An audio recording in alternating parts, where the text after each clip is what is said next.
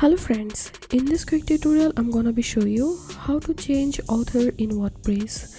But before getting started this video, don't forget to subscribe this channel. So right now I'm in my WordPress dashboard and then I'm clicking on post, and here we can see the author list showing up here, and all these post author is admin, only this post author is John W. So we are going to change this author.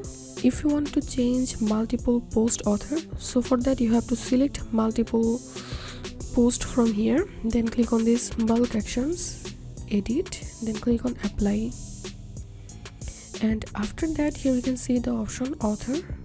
So click on it, and from here you can change the author. So right now I'm going to change this author to this one, update, and here you can see this post author is now admin. So that's it for now. If you find this video helpful, make sure to subscribe. How to 1 minute.